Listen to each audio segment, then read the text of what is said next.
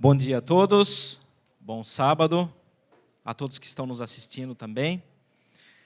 Antes de iniciarmos, vamos mais uma vez curvar a nossa fronte, pedir a presença do Espírito Santo. Maravilhoso Deus, Pai querido, quero agradecer, Senhor, a oportunidade de estarmos aqui na Tua santa presença, de podermos ouvir a Tua palavra, seja à distância, aqueles que não puderam vir, mas que o Teu Santo Espírito possa abrir os corações para ouvir o que o Senhor hoje deseja falar. Peço que estejamos atentos, com os ouvidos abertos, que só o Senhor pode abrir, para que tudo que for falado seja único e exclusivamente da Tua vontade e que possamos, assim, ter o coração tocado pela Tua mensagem. É o que eu lhe peço, em nome de Jesus. Amém. Abra sua Bíblia em Lucas 15.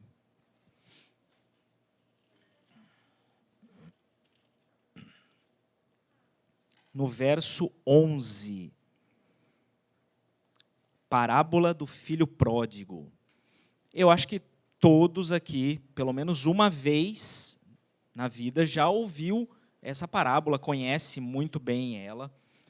E aí até o irmão que me convidou, o irmão Lincoln, vai falar: poxa, Michel, você vem de tão longe para pregar algo tão batido, tão conhecido. Mas nós conseguimos extrair coisas novas de histórias antigas. E hoje, se Deus permitir, nós extrairemos uma mensagem diferente desta parábola. Eu vou ler e gostaria que vocês acompanhassem. E continuou: um certo homem tinha 2 filhos, e o mais moço deles disse ao pai: pai, dá-me a parte da fazenda que me pertence. E ele repartiu por eles a fazenda. Poucos dias depois, o filho mais novo, ajuntando tudo, partiu para uma terra longínqua, e ali desperdiçou a sua fazenda, vivendo dissolutamente. E havendo ele gastado tudo, houve naquela terra uma grande fome, e começou a padecer necessidades. E chegou-se a um dos cidadãos daquela terra, o qual o mandou para seus campos para apacentar porcos, e desejava encher o seu estômago com as bolotas que os porcos comiam. E ninguém lhe dava nada. E tornando em si, disse: quantos jornaleiros ou servos, depende da tradução, de meu pai têm abundância de pão, e eu aqui pereço de fome. Levantar-me-ei e irei ter com meu pai, e dir-lhe-ei: pequei contra o céu e perante ti, e já não sou digno de ser chamado teu filho, faze-me como um dos teus servos. E levantando-se, foi para o seu pai, e quando ainda estava longe, viu o seu pai, e se moveu de íntima compaixão, e correndo, lançou-lhe ao pescoço e beijou. E o filho disse: pai, pequei contra o céu perante ti, já não sou digno de ser chamado teu filho. Mas o pai disse aos seus servos: trazei depressa o melhor vestido, e vesti-lo, e ponde-lhe um anel na mão, e alparcas nos pés. Trazei bezerro cevado e matai-o, e comamos e alegremo-nos, porque este meu filho estava morto e reviveu, tinha se perdido e foi achado. E começaram a alegrar-se. E o filho mais velho estava no campo, e quando veio e chegou perto de casa, ouviu a música e as danças, e chamando um dos servos, perguntou-lhe o que era aquilo. Ele lhe disse: veio teu irmão, e teu pai matou o bezerro cevado, porque o recebeu são e salvo. Mas ele se indignou, e não queria entrar. E saindo o pai, instava com ele. Mas respondendo ele, disse ao pai: eis que te sirvo há tantos anos, sem nunca transgredir o teu mandamento, e nunca me deste um cabrito para alegrar-me com meus amigos? Vindo, porém, esse teu filho, que desperdiçou a tua fazenda com as meretrizes, mataste-lhe o bezerro cevado?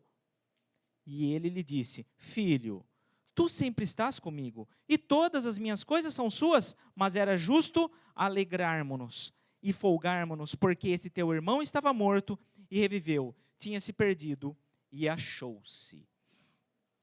Eu sempre tive um problema com essa parábola, porque ao você terminar de lê-la, qual é o final? Ele entrou ou não? Porque, afinal de contas, o pai está falando com o filho mais velho. Ele entrou ou não entrou na festa? Né? Até parece que esqueceu ali de terminar a história. Mas para que nós consigamos entender qual é o contexto, nós precisamos voltar um pouquinho atrás no contexto dos beduínos, no contexto da época em que foi escrita. Volte um pouquinho no verso 8. A primeira parábola que nós lemos é a parábola do filho pródigo. Primeiro que, parábola do filho pródigo. Eu posso também questionar esse título, porque o título não é inspirado. Ele é um artifício usado pelos tradutores para facilitar a nossa interpretação. O ideal não seria esse título, e vocês vão entender por quê. Vamos lá para o verso 8. Qual é a história aqui de uma mulher, né, que tinha o quê? Tinha 10 moedas, e aí ela perdeu uma das moedas, e ela procurou, varreu a casa, achou a moeda e foi comemorar, chamou todo mundo para comemorar. Não é uma história um pouco, para a nossa cultura, um pouco estranha? Imagina, você perdi a aliança de casamento, alguns talvez iriam gostar, perdeu a aliança de casamento, e aí depois achou a aliança, chama o pastor e fala, vamos fazer um culto de ação de graças, porque eu achei a minha aliança. Não se enquadra muito bem. Só que nós precisamos entender, a cultura é diferente. A Bíblia, ela não é machista, mas ela foi escrita em uma cultura machista. Ela não endossa tudo o que está escrito. Entenderam? Naquela época, a mulher não tinha credibilidade. Tanto que é uma sociedade patriarcal. Mulher, muitas vezes, nem é citada. E ela nem entrava na conversa. Logo, na ausência do marido, o que restava à mulher? Não é como hoje, que a mulher é independente, sai, trabalha, tem seu emprego. Só tinha 3 opções para ela. Ou ela voltava para a casa dos pais, aonde ela buscaria um parente resgatador, ou ela mendigava, ou ela se prostituía. Não tinha outra opção para a mulher. Sendo assim, quando a mulher ia casar, chegava o pretendente, o pai falava, bem, você quer casar com a minha filha? Então tá bom. Você vai ter que me dar um dote. Porque, afinal, qual era a função do dote? Hoje ainda existe isso no Líbano, na Cisjordânia, ainda em algumas áreas do Oriente Médio. Se bem que o dote em outros países inverteu. Você paga para o moço levar a moça. Toma, leva embora. Né? Mas o original era... o moço pagava para o pai para levar a filha dele embora. Nos países que ainda tem essa cultura, gira em torno de 5 a 10 mil dólares. O valor do dote da moça. Qual era o objetivo disso? Você está levando algo muito precioso meu, logo você precisa me indenizar, primeiro. Segundo, esse dinheiro não pode ser de herança ou o papai que deu, não. Você tem que trabalhar e você é que tem que pagar. Ou seja, você vai mostrar que você é capaz de sustentar uma família. E terceiro, como você vai ter que fazer isso, você está provando que a ama. Então, tinha 3 funções o dote. Dessa parte que o pai recebeu, uma pequena parte, ele pegava e dava para a filha. Tó, filha, esse é seu, só seu. Que eram as 10 moedas.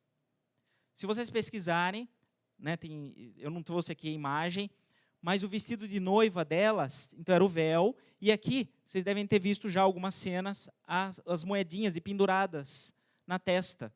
Até hoje, por cultura, elas ainda têm.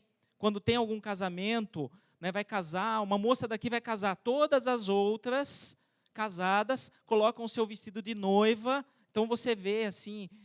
senhorinhas idosas colocando seu vestido lá de 30, 40, 50 anos atrás, colocando vestidinho de noiva, né, em comemoração. Hoje como forma de cultura, mas à época não. O que eram essas moedinhas? Essas moedinhas, para ela, o pai estava dando e falando, filha, está aqui, ó, esse é seu. Se acontecer alguma coisa com o seu marido, você tem como se sustentar, você tem como voltar para casa. Era o dinheiro do momento não marido. Com certeza, Ruth e Noemi usaram dessas moedinhas para poder buscar um marido, um parente resgatador. É como se nós, na nossa cultura, você estivesse em um país estrangeiro, em guerra, você chega no aeroporto para tomar o avião, e a hora que você olha, cadê o passaporte? Cadê os documentos? Você perdeu. Em um país em guerra, aonde a alfândega brasileira está fechada, o consulado, onde o consulado brasileiro está fechado. Imagina o seu desespero. Seria mais ou menos esse desespero, eu contando aqui para vocês, irmãos, toda essa história Jesus não precisaria explicar lá, porque era a cultura da época, né? Então, ele contando, irmãos, uma mulher perdeu uma moeda, nossa, e aí, o que aconteceu? Né? Calma, depois ela varreu a casa e encontrou a moeda, ufa, que bom que encontrou a moeda. Seria como aqui contasse, irmãos, então imagine, né, o irmão Lincoln estava viajando, e aí, na hora que ele chegou no aeroporto para embarcar, ele viu que estava sem o passaporte, sem seus documentos, sem nada, o país em guerra, consulado fechado. Nossa, e aí, o que aconteceu? Como que ele fez para voltar? Não, ele tinha esquecido no balcão do hotel, e graças a Deus, o gerente correu atrás dele e entregou para ele. Amém. Imagine a alegria dele, é a mesma alegria dessa mulher ao encontrar essa moeda.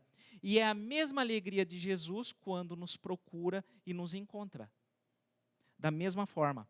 Mas essa parábola também tem um detalhezinho. Qual é a primeira palavra que ela começa lá no verso 8? Dá uma olhada aí. Qual é a primeira palavra?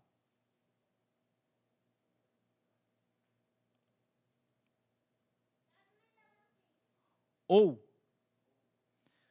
Nós temos então, no verso 11, a parábola do filho pródigo, que começa com uma palavra dizendo continuando. Então tinha algo antes. Nós vimos que tinha a parábola da dracma perdida. E aí a primeira palavra que começa é ou. Eu chego aqui ou compro uma bicicleta. Você vai falar, ou o quê? Tem alguma coisa antes. O que tem antes? Parábola da ovelha perdida. Parábola da ovelha perdida nós já conhecemos. Um homem saiu, tinha 100 ovelhas, ele atravessava o deserto, cerca de 3 a 4 quilômetros, até chegar ao oásis. E a hora que ele volta, ele vê que está faltando uma ovelhinha. Ele deixa todas e vai lá buscar a sua ovelha. Mas tudo isso para falar da história do filho pródigo ou do pai amoroso. Vá para o início do capítulo 15, para que nós possamos entender aonde que eles estavam quando foi contada essa história. E chegavam-se a ele todos os publicanos e pecadores para o ouvir. Estava falando de Jesus. Então os publicanos e pecadores vinham até ele para conversar com ele, queriam ouvir ele. Quem seriam os publicanos e os pecadores? Eram pessoas más? Não, eram pessoas como nós, só não eram da elite espiritual da época. E os fariseus e os escribas murmuravam dizendo, este recebe pecadores e come com eles.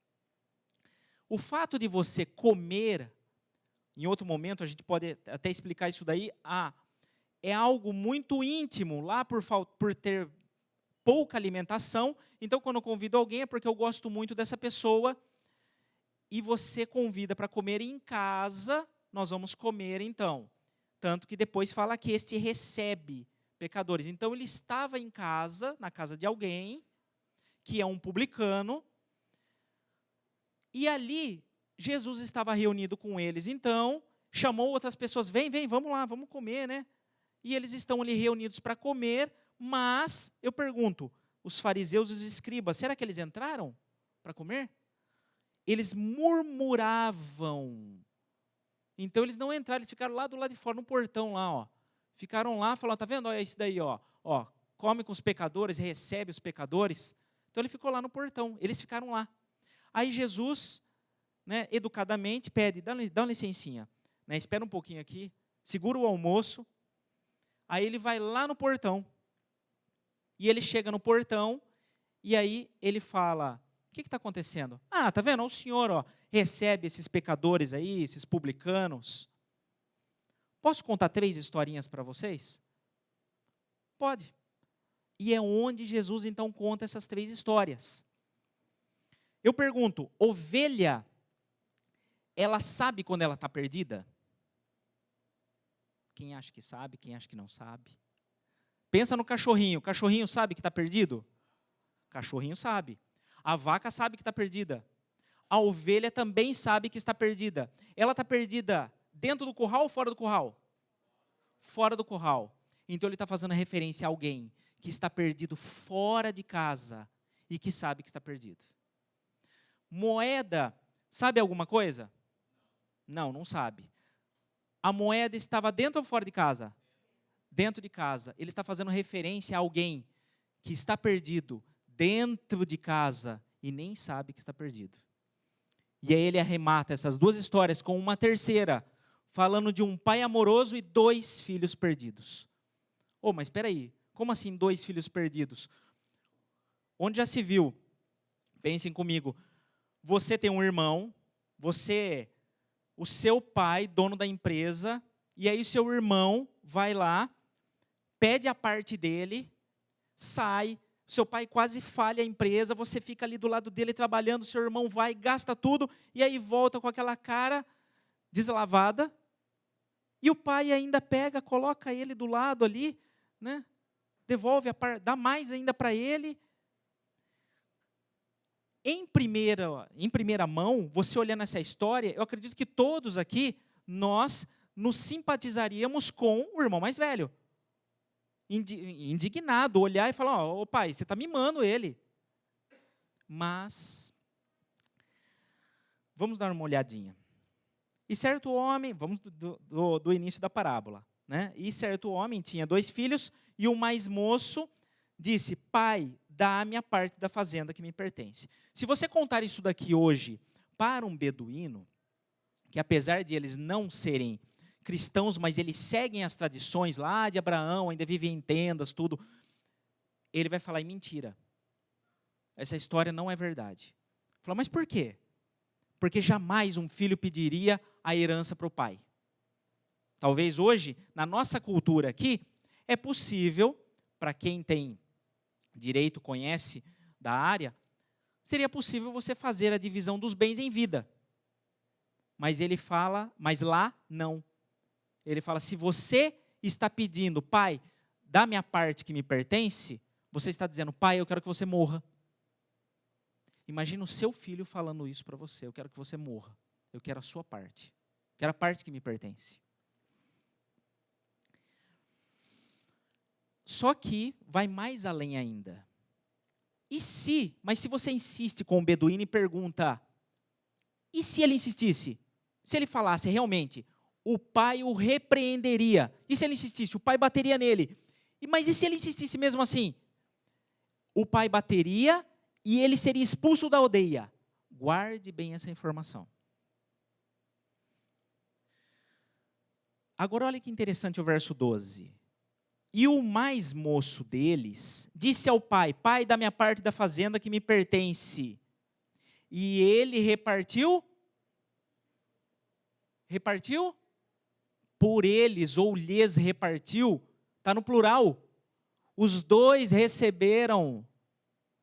O mais velho, primeiramente, quando o mais moço disse, pai, eu quero que você morra, dá a parte que me pertence, o mais velho imediatamente já deveria ter corrigido, falado, onde já se viu falar isso com o nosso pai?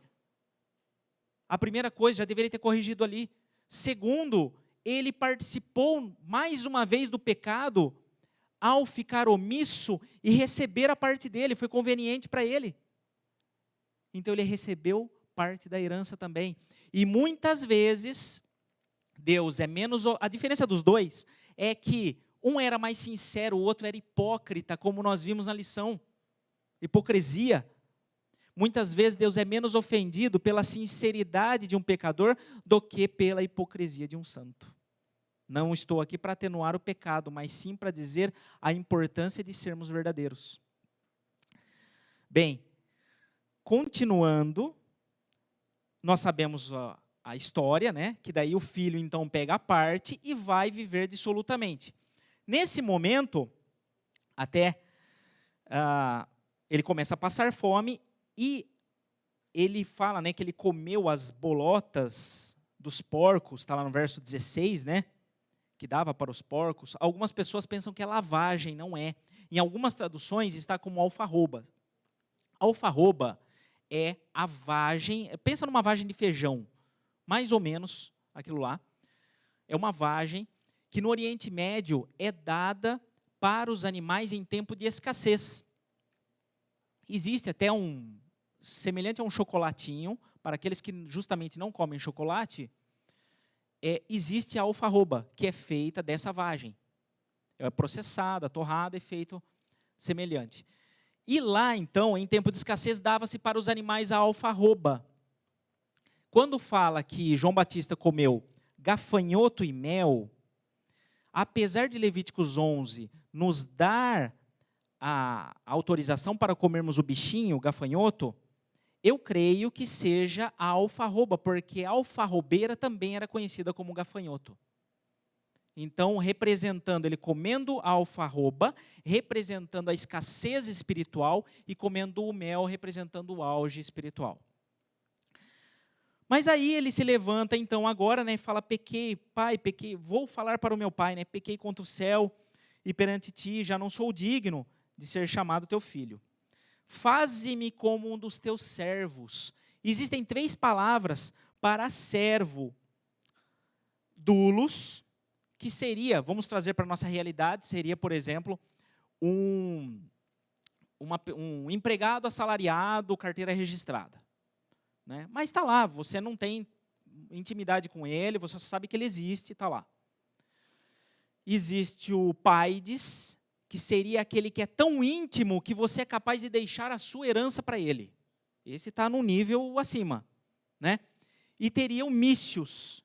Então seria mícios, doulos e paides. Né? O mícios, o que é o mícios? É o chapa, mais ou menos. Então, entendeu? Eu preciso descarregar o caminhão, quanto que fica? Fica tanto, tá bom, tá aí, tô. Muitas vezes você não sabe nem o nome dele, e ele descarrega, vai embora, e pronto, acabou o serviço. Qual dos 3 que vocês acham que o filho mais moço pediu para ser? Ele falou assim, eu vou pedir para o meu pai para eu ser um servo dele. Qual dos 3 vocês acham? Aquele que é quase um filho, que vai receber a herança. Esse que é o carteira registrada, né, o assalariado aqui. Ou esse que é o chapa, que vai lá, cumpre e vai embora. O chapa. O seu senso de indignidade era tamanha que ele desejava ser um chapa. A gente pode confirmar isso daí no livro Testemunhos Seletos, volume 1, página 305, onde conta, né, alguns detalhezinhos sobre os 3, o filho mais moço, o mais velho e o pai. E aí, então, agora, com esse senso de indignidade, ele fala, eu vou para a casa do meu pai, então. Né? Eu vou pedir para ele, eu não quero nada, eu só quero que ele me ajude, então só deixa eu trabalhar um pouquinho. Né? Eu não tenho coragem de pedir para ele ser mais do que isso. Agora nós precisamos entender como que funcionava, guarda essa informação, dá uma pausa, como que funcionava ali a fazenda. Então imagina que aqui era a casa do pai, a casa grande. Né? Aqui para trás seria a lavoura. efetivamente a maior parte da fazenda. Aqui, onde nós entramos, a casa dos colonos e a entrada da fazenda. Para você ir para a lavoura, você tinha que passar pela entrada da fazenda. Não tinha outra entrada, era só aquela. Você tinha que passar pela entrada da fazenda. E logo você passava pelos colonos.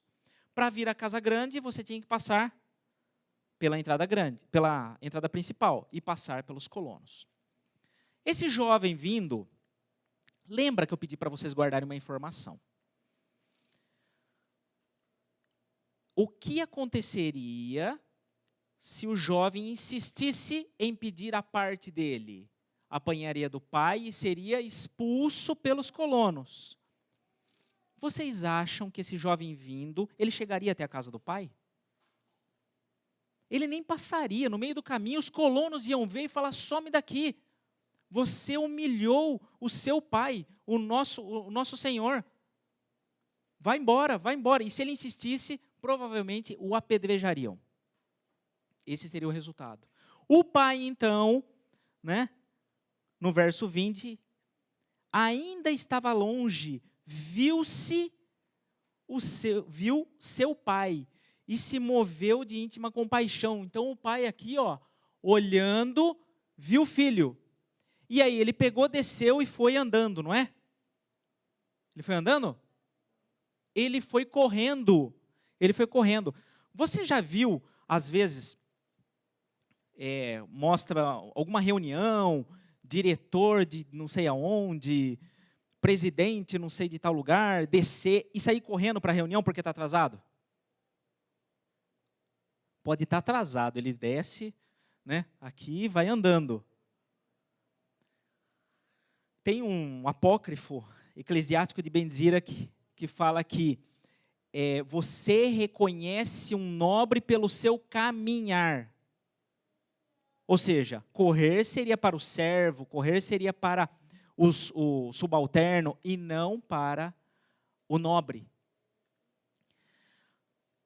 E aqui diz que ele saiu correndo na direção do filho. Quando ele sai correndo na direção do filho, todo mundo olha para ele.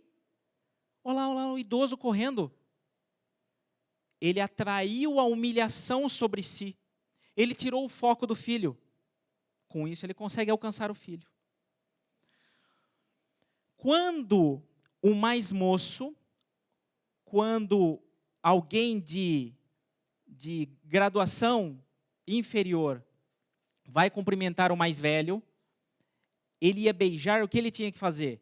Beijar a mão ou os pés. Aonde que ele beijou o pai? Onde que vocês imaginam que ele beijou o pai? Eu acho que você falou. Quase, um pouquinho mais para cima. Um pouquinho mais para cima. Aqui diz que o pai, então, lançou-lhe ao pescoço. Primeiro o pai o abraçou. Se o pai o abraça, qual é o único lugar que lhe resta para beijá-lo? O rosto. Você só beija no rosto aqueles que são iguais. Olha que interessante. O pai atraiu a humilhação sobre si. O pai se fez igual. Não é igual o Cristo fez conosco? Traiu a humilhação sobre si. Se fez igual a nós para que possamos ser igual a Ele. Continuando, veja que no verso 21, mas o pai disse aos seus servos, trazei depressa o melhor vesti-lo, trazei um anel. Aqui não é aquela história que às vezes nós pensamos, nossa, essa roupa está suja, né? Vai lá, pega uma roupa limpa lá para ele, olha como que está. Não. Quando você coloca uma túnica, você está dando honra. Lembra da história de José? Porque os irmãos tiveram tantos ciúmes dele. Porque ele ganhou do pai uma túnica colorida. E o pai estava dizendo, através daquela túnica, ele vai ser o novo líder. E os irmãos tiveram então inveja, porque afinal de contas, deveria ser, seguindo a tradição, o mais velho, e não o mais moço. Lembra quando José foi governador? O que ele recebeu da mão do faraó? Um anel. E aqui ele recebe também um anel, dando-lhe autoridade e poder. Então o pai estava ali, dando autoridade e poder para ele.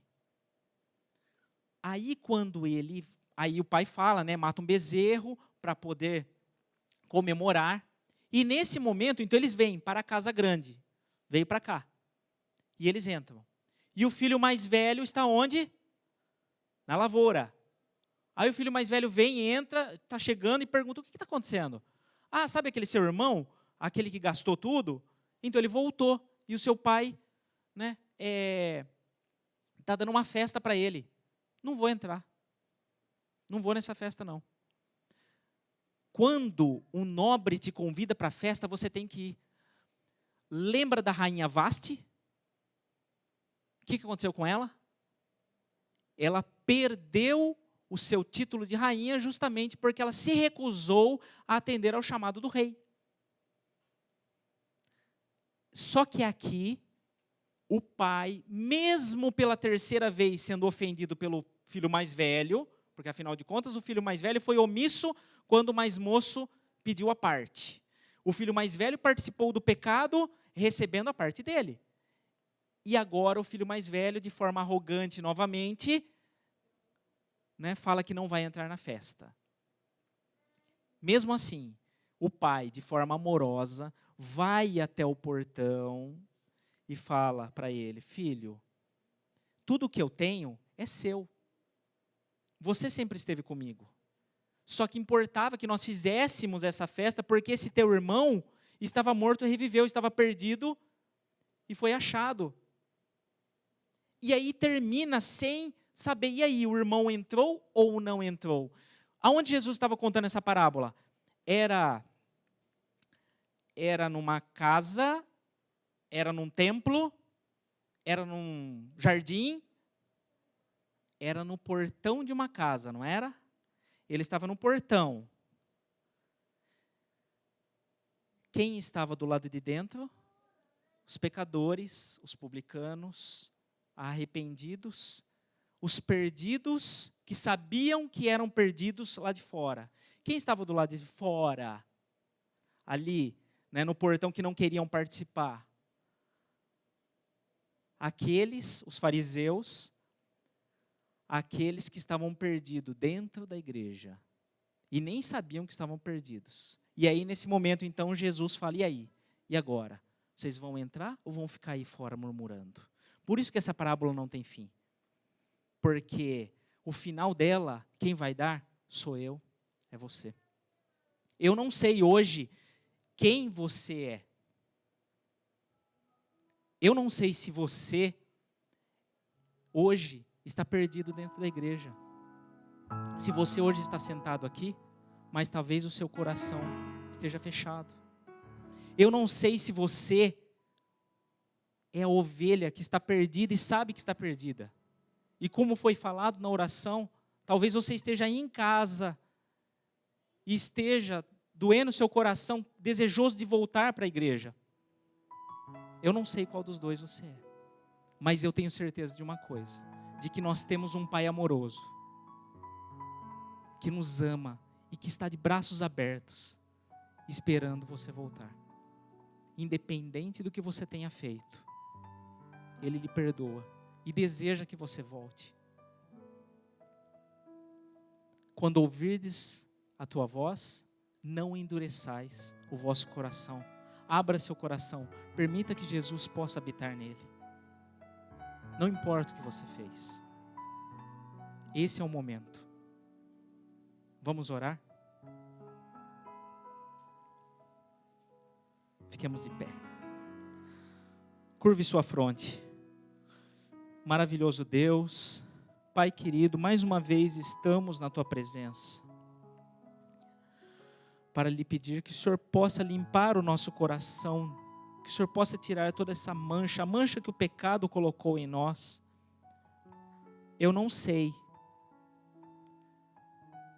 quem está recebendo essa mensagem, mas o Senhor sabe o que tem no coração de cada um, o Senhor sabe o que cada um precisa. O Teu Santo Espírito sabe, Senhor, aquele que está em casa agora, ouvindo essa mensagem, e que muitas vezes deixou de vir à igreja por uma contenda, muitas vezes deixou os Teus caminhos por alguma revolta, por não entender o Seu agir. Que o Senhor possa, Senhor, abrir esse coração e que essa pessoa possa entender que o Senhor está de braços abertos, esperando ela voltar. Que o Senhor está de braços abertos, querendo dar aquele abraço apertado e dizer: filho, eu te amo. Que Deus possa nos abençoar. Que o Senhor nos abençoe, Pai. É o que eu lhe peço, em nome de Jesus. Amém.